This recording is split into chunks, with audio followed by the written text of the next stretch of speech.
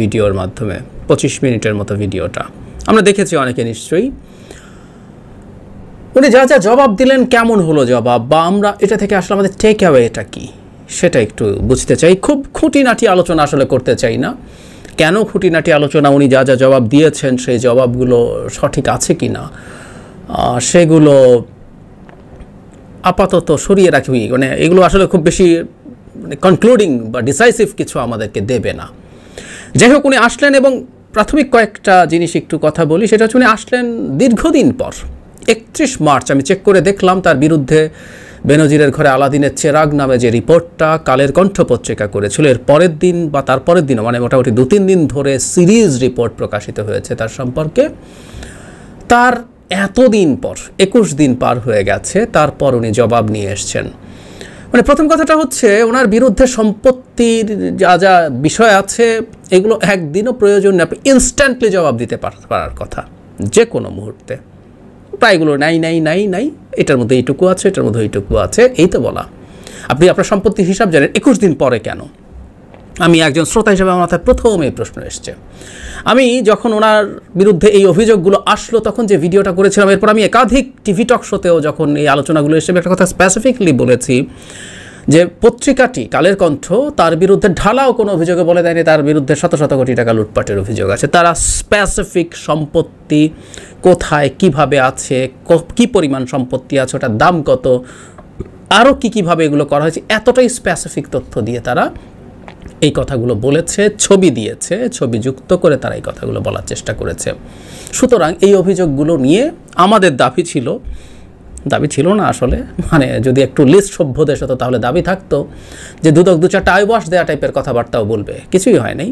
যাই হোক, শেষ পর্যন্ত উনি জবাব দিয়েছেন। তো জবাব দেওয়ার আগে 31 তারিখের 2 দিন পর 2 এপ্রিল উনি একটা স্ট্যাটাস দিয়েছিলেন, আমাদের মনে আছে নিশ্চয়ই। 2-1 অনেক ক্ষিপ্ত, খুবই উত্তেজিত হয়ে এক্ষুনি সম্পাদকীয় উপসম্পাদকীয় প্রবন্ধ লিখে ফেলেছেন। দয়া করে সামান্য ধৈর্য ধরুন, ঘোষণাই তো আছে কুৎসার কিস্সা আভিবি বাকি হয়। অনেকগুলো বানান ভুল, স্পেসের ভুল আমরা যে কেউ খেয়াল করলে দেখব, অদ্ভুত। মানে যাই হোক, উনি কুৎসার কিস্সা আভিবি বাকি হয়, মানে কোন কুৎসার কিস্সা? আমরা তো অনেকে ধারণা করছিলাম এবার পাল্টা কুৎসা আসবে কি না কালের কণ্ঠের বিরুদ্ধে। আমি আমার ওই ভিডিওতে, আমি প্রথম যে ভিডিওটা, আমি কয়েকটা ভিডিও করেছি ঘটনার পর, প্রথম ভিডিওটাতে আমার হেডলাইন এরকম ছিল যে কেন বেরোলো বেনজিরের থলের বেড়াল। আমার প্রেডিকশন ছিল মানে কালের কণ্ঠ সরকারের খুব গুরুত্বপূর্ণ একজন অলিগার্ক, এবং এই অলিগার্কদের ফাইটের ফলে আসছে। আমি তো ভাবলাম যে এবার তারা পাল্টা তোপ দাগবেন তাদের বিরুদ্ধেও বলা নিশ্চয়ই অনেক কথাবার্তা আছে, কিন্তু না, উনি নিজকে ডিফেন্ড করার চেষ্টা করলেন এবং কেন তার বিরুদ্ধে এই ধরনের রিপোর্ট করা হয়েছে উনি সেটারও জবাব দিতে চাননি। উনি বলেছেন the answer my friend is blowing in the wind, ডিলানের মতো করে। উনি ইংরেজিতে বলেননি, উনি বলেছেন এটা নাকি সবাই জানে। উনি বললে ভালো করতেন, আমি আসলে এত ভালোভাবে জানি না, সত্যিকার অর্থেই জানি না, নানান রকম কথা ভাসছে, উনি একটু ক্ল্যারিফাই করলে সবচেয়ে ভালো হতো। তারপর ইনফ্যাক্ট উনি একটা একটা করে ধরে, এবং ভিডিওটা আমরা যদি দেখে থাকি তাহলে বুঝবো এটা পরিকল্পনা করে স্ক্রিপ্ট তৈরি করা হয়েছে। উনি স্ক্রিপ্টটা দেখে দেখে পড়তেও অনেকবার ফাম্বল পড়েছেন এবং এডিট করা হয়েছে বেশ নাটকীয় কায়দায়। অভিযোগ এত সত্য না মিথ্যা সিল মারা হচ্ছে, উনি সংখ্যা দিয়ে দেখিয়েছেন এতগুলো আছে, এর মধ্যে এতগুলো মিথ্যা। কিছু তিলকে তাল না, তালের ঝাড়ের তাল বানিয়ে ফেলে। তাল গাছের ঝাড় হয় কিনা আমি জানতাম না, বাঁশ ঝাড় শুনেছি, তাল বাগান হতে পারে হয়তো, উনি তাল ঝাড় বলছেন। যাই হোক, করে টোরে উনি মোটা দাগে যেটা বলার চেষ্টা করছেন, ওনার বক্তব্যের বেসিকটা হচ্ছে প্রায় সব মিথ্যা, 2-1টা সত্যতা আছে এবং সেগুলোকে অনেক বেশি এক্সেজারেট করা হয়েছে, অনেক বেশি। এটা হচ্ছে ওনার মানে বেসিক আর্গুমেন্ট। একটু আসি, মানে 2-1টা জায়গায় একটু কথা বলতে চাই। প্রথম কথা হচ্ছে উনি যখন ওনার খামার নিয়ে কথা আসলো, ওনার একটা পারিবারিক খামার আছে বলে বলছেন, মাছের খামার। উনি মাছের পুরস্কার পেয়েছেন, মাছ মার্কা ক্রেস্টও দেখিয়েছেন উনি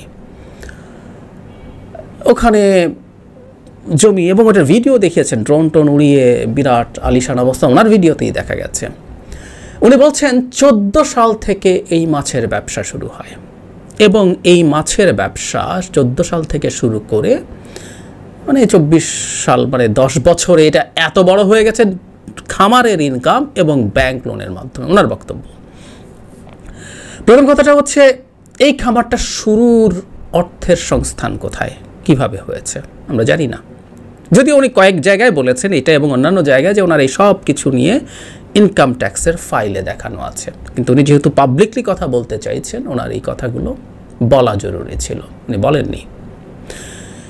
ওই টাকা কোত্থেকে আসলো? কিন্তু আমাদের আরেকটা প্রশ্ন খুব জরুরি, এই মাছের খামার করতে করতে এখানে উনি নিজের মুখে বলছেন এখানে মশা নানান রকম রীতিমতো এক বৃক্ষরোপণের কর্মযজ্ঞ চালিয়ে দিয়েছেন, এত জমি কোত্থেকে আসলো? উনি বলছেন শত শত কোটি টাকা লাগে না, কিন্তু কত কোটি টাকার ইনভেস্টমেন্ট ওখানে আছে, ব্যাংক সহ ওনাদের নিজেদের সহ আসে নাই।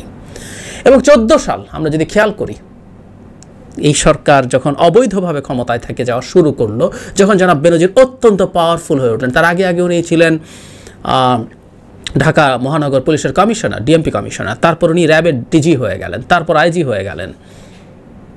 এবং আরেকটা জিনিস আমরা অনেকে জানি কি না জানি না, আমরা কি দেখি যে আমাদের এমপি মন্ত্রীরা সব মাছের খামার দেন? আপনি নির্বাচনী হলফনামা যদি খোঁজ করতে যান সবাই মাছ ব্যবসায়ী দেখবেন। 14 সালের এই নিউজটার হেডলাইন দেখুন, 24 সালে দেখুন, it's the same story in all the years. কেন?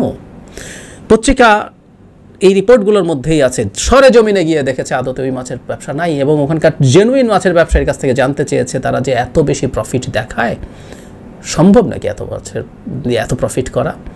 তারা সবাই অস্বীকার করছেন।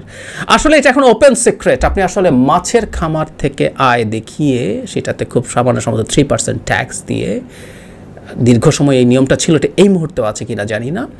14 সালের ওই রিপোর্টে প্রথম আলো নিজের ওইটার ক্লিয়ারলি জানিয়েছে 3% জাস্ট ট্যাক্স যদি দেন ওখান থেকে যে কোনো পরিমাণ অঙ্ক আপনি দেখিয়ে দিতে পারেন। মধ্যে কথাটা হচ্ছে মাছের খামার হচ্ছে কালো টাকা সাদা করার এক বিরাট অস্ত্র। তার পরিবার মাছের খামার করছেন, মাছের ব্যবসা করছেন, সুতরাং ওটার সাথে যদি মিলিয়ে নেই, উনিও এমপি মন্ত্রীদের মতো মাছের খামারি করতে গেলেন 14 সালে। আবারও খেয়াল করে যখন উনি অতি পাওয়ারফুল টপ পর্যায়ে উঠে গেলেন এবং আরও ওপরের দিকে যাচ্ছেন, একেবারে শেষ যে সর্বোচ্চ যে প্রতিষ্ঠানটা আছে সেই জায়গায় যাওয়ার চেষ্টা করছেন, সেখানেই উনি পৌঁছতে চাইলেন। আরও অনেক জায়গায় ওনার পূর্বাচলে জমি আছে কিনা, পাশে জমি আছে কিনা, তারপরে আনন্দ হাউজিং নামে একটা ইয়েতে আছে কিনা, কতটুকু আছে অস্বীকার করছেন নাই। ছোট্ট প্লট আছে, এখানে একটা বাড়ি আছে দোতলা, কিন্তু কোথাও কিন্তু উনি স্পেসিফিকলি জানান নাই ওনার কতটুকু জমিতে সেই প্লট আছে, মানে বাড়ি আছে, মানে প্লটটার সাইজ কতটুকু, না ওখানে এতটুকু নাই। সেন্ট মার্টিনে দাগ দিয়ে যোগ করলে এত হয়, বলা হয়েছে এত আছে, যোগ অঙ্কে ভুল আছে, না আমার একটা প্লট আছে। একটা প্লটের সাইজ কতটুকু, অনেক অনেক বড় হতে পারে। একইভাবে যেটা হয়েছে উনি বহু ক্ষেত্রে কতটা চাতুর্যের আশ্রয় নিয়েছেন। এই স্ক্রিপ্টটা 21 দিন লেগেছে আসলে সব চাতুর্যপূর্ণ ভাষা লেখার জন্য।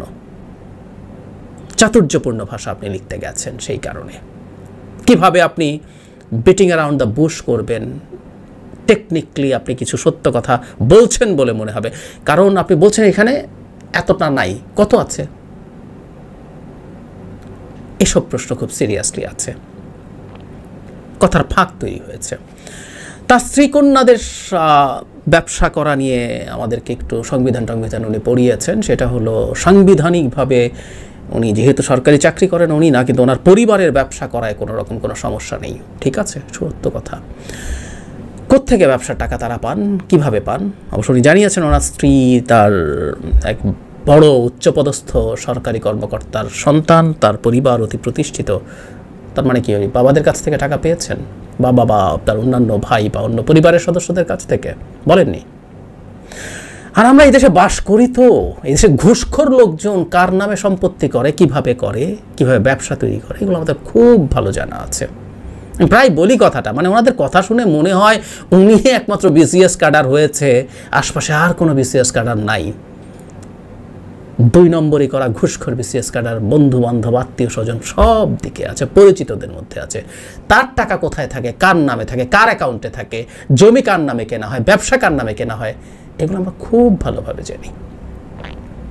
এই দেশের মানুষকে এত বোকা মনে করার কিছু নাই। একটা সময় হ্যাডমের পোস্টে ছিলেন, এসব মনে করতেন। আজকে তো আমি দেখলাম তার বডি ল্যাঙ্গুয়েজ করুণাই হলো, ফাম্বল করছেন, ঠিকমতো বাংলা দেখে পড়তে পারছেন না, নার্ভাস লাগছে। হ্যাঁ, সেই হ্যাডাম দেখানো জনাব বেনজির আজকে ওই জায়গায় এসছেন। সবার এই জায়গাগুলো একটু মনে রাখা দরকার আছে।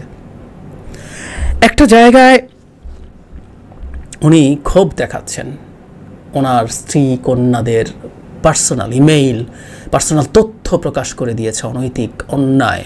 পাসপোর্ট, আইডি নাম্বার, এটা অন্যায়। আমি জানি না, আমি এরকম ডকুমেন্ট আমার সামনে আসেনি, নিশ্চয়ই হয়তো কোনো একটা রিপোর্টে ছিল। কিন্তু এই কথাটা কার মুখে শুনছি? যে মানুষটা ক্ষমতায়, তার দায়িত্বে থাকার সময় একটার পর একটা মানুষকে তুলে নিয়ে গিয়ে বিচার বহির্ভূত হত্যাকাণ্ডে খুন করে ফেলা হয়েছে, গুম করা হয়েছে, একটার পর একটা। উনি সেই সর্বোচ্চ পর্যায়ে বা র্যাবের ডিজি থাকার সময়, একরামুল হত্যা হয়েছিল, আমরা কানে শুনেছি কি হয়েছে। এরপরও বহু হয়েছে ওনার দায়িত্বে থাকাকালীন সময়ে। মানুষকে তুলে নিয়ে গিয়ে খুন করে ফেলবেন, আর আপনার মুখে শুনবো আপনার পরিবারের লোকজনের পার্সোনাল কিছু তথ্য পাবলিক হয়ে যাওয়া। অন্যায়, আমি মানি, আমি সত্যিই মানি। কিন্তু আপনার মুখে এগুলো শুনতে না বিবমিশা হয়, বমি পায়। উনি বলছেন আবার ভীষণ কঠোরভাবে, উদ্ভট কথাবার্তা বলছেন। মানে ওনার একটা ফ্ল্যাটে বসুন্ধরায়, ওই ফ্ল্যাট উনি কিনেছিলেন, অবশ্য স্বীকার করেছেন, সেটা অবশ্য মেয়ের বিশ্রামের জন্য সেভাবে না, উনি পরে বিক্রি করে দিয়েছেন। ওটা নাকি একটা কাঠের দরজার দাম 50 লাখ টাকা। আমি রিপোর্টটা পড়ি নাই, ওনার কাছ থেকেই শুনলাম, বলেছে দারোয়ান বলেছে। তো উনি আবার হিসাব দিলেন একটা দরজা কত স্কোয়ার ফিট হয়, এবং তাতে প্রতি স্কোয়ার ফিট কাঠের দাম 2.25 লাখ টাকা হয় যদি 50 লাখ হতে হয়। প্রথম কথাটা হচ্ছে কাঠের হিসাব আসলে স্কোয়ার ফিটে হয় না, কিউবিক ফিটে হয়। ওনার এটা জানা উচিত ছিল। আর আপনি স্কোয়ার ফিট বা কিউবিক ফিট দিয়ে যদি হিসাব করেন, তাহলে ধরেন একটা কোনো গোল্ড ফোল্ড দেয়া না, জাস্ট প্লেইন একটা হারমেস বার্কিন ব্যাগ, যেটা ওটার আপনার কত স্কোয়ার ফুট চামড়া লেগেছে, গরুর চামড়া দিয়ে তৈরি, সেই ব্যাগের দাম কেন 35-40 লাখ টাকা, ওটা আপনি বুঝবেন না। সুতরাং 50 লাখ টাকার দরজা কীভাবে হইতে পারে, এটুকু সাধারণ ঘিলু থাকলে, যারা স্ক্রিপ্টটা লিখে দিয়েছে স্টুপিডের মতো লেখা হয়েছে, ভালো কিছু হয়নি। 50 লাখ টাকা না, 50 কোটি টাকার দরজা হইতে পারে। কী থাকলে কী লাগালে, এটা কাঠের দাম দিয়ে বোঝা যাবে। নট নেসেসারিলি, ইভেন বস্তুর মধ্যেও দাম থাকতে হয় না, ব্র্যান্ডের দাম নেওয়া হয়। যে হারমেস বার্কেনের কথা বললাম, জাস্ট ওটা ওদের ব্যাগ, এই জন্য জাস্ট প্লেইন একটা ব্যাগের দামই লক্ষ টাকা হয়ে যায়। তো ওইসব কী বোঝান আমাদেরকে? আসলে অদ্ভুত উদ্ভট যুক্তি। আরেকটা জিনিস উনি করেছেন যেটা খুবই হাস্যকর। উনি ওনার বক্তব্যের শুরুতে উনি কী করেছেন, কোথায় গেছেন, কোন পদে ছিলেন, উনি মিশনে গেছেন, উনি ছুটি নিয়ে জাতিসংগঠনে চাকরি করেছেন, বিরাট ব্যাপার। মানে আমাদের সামনে একটা বিরাট কিছু উনি আমাদের সামনে উনি নিজেকে প্রেজেন্ট করার চেষ্টা করলেন।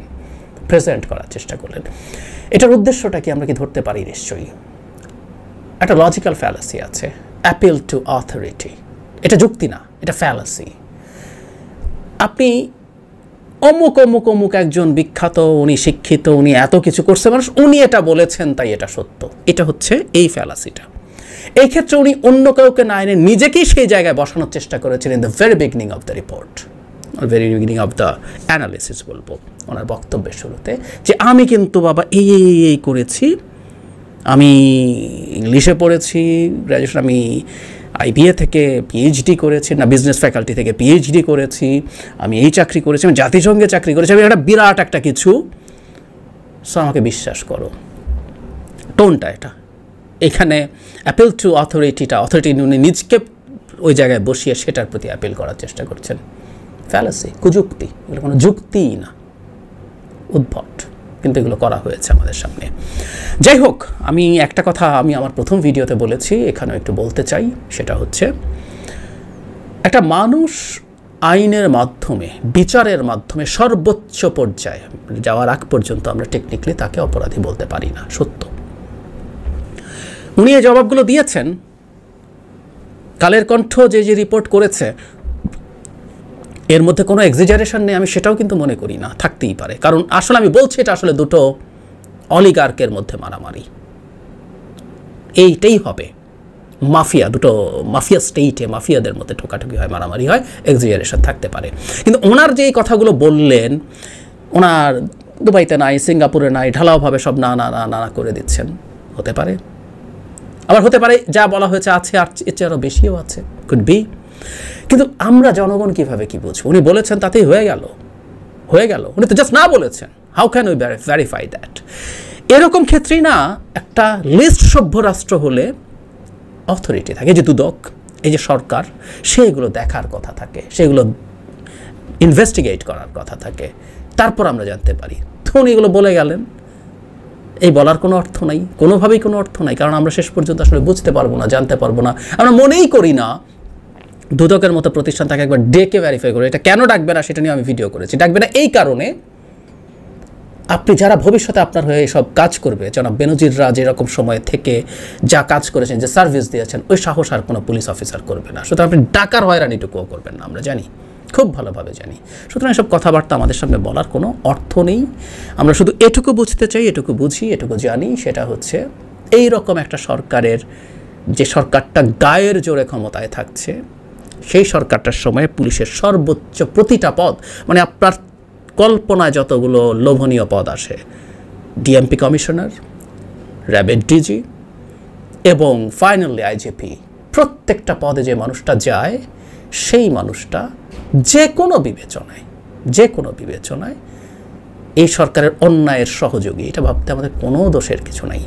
এবং আপনি অন্যায়গুলো করেছেন, আসলে আপনাদেরকে ব্ল্যাঙ্ক চেক দেওয়া হয়েছে। আজকে সংঘাত লেগে গেছে বলে এই জিনিসগুলো বেরিয়েছে। এই সব জায়গায় যারা আছেন, যারা গেছেন, যারা যাবেন, কম বেশি ইটস দ্য সেম স্টোরি। এটাই হচ্ছে ট্রেড অফ।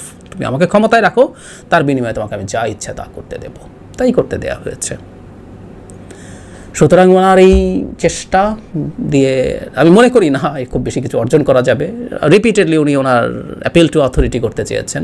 উনি জমি দখল করেননি, যুক্তি হচ্ছে প্রধানমন্ত্রীর কনস্টিটুয়েন্সির পাশে আমারটা, তার বাড়ি গোপালগঞ্জে, তাই এগুলো যুক্তি না তো কোনো দিন। কিন্তু এগুলো করেই উনি মোটামুটি চেষ্টা করেছেন। খুবই সময় নিয়ে 21 দিন পরে এসছেন, কিন্তু it was not a well written script. আর সবচেয়ে যেটা জরুরি ছিল, ওনার যদি এতটাই ইমানি জোর থাকতো, উনি সংবাদ সম্মেলন করা উচিত ছিল। সেখানে উনি এটা পড়তেন এই 25 মিনিট, তারপর উন্মুক্ত প্রশ্ন করতে দেওয়া দরকার ছিল, এবং সেখানে কালের কণ্ঠের রিপোর্টার যারা করেছে তারাও থাকা দরকার ছিল। যদি থাকতো অন্তত এইটুকু হতে পারতো, যদি ওনার সেটুকু ডিফেন্ড করার সুযোগ থাকে। এবং আমি ধারণা করি এবং আমি আশা করি, কালের কণ্ঠর বিরুদ্ধে যেহেতু এটা ভয়ঙ্কর অভিযোগ, যদি জনাব বেনজির যা বলছেন এগুলো যদি সঠিক হয়, তাহলে কালের কণ্ঠ বিভৎস কাজ করেছে, কোনো সন্দেহ নাই। সুতরাং কালের কণ্ঠকে এখন তাদের এই জায়গাগুলো ক্ল্যারিফাই করতে হবে।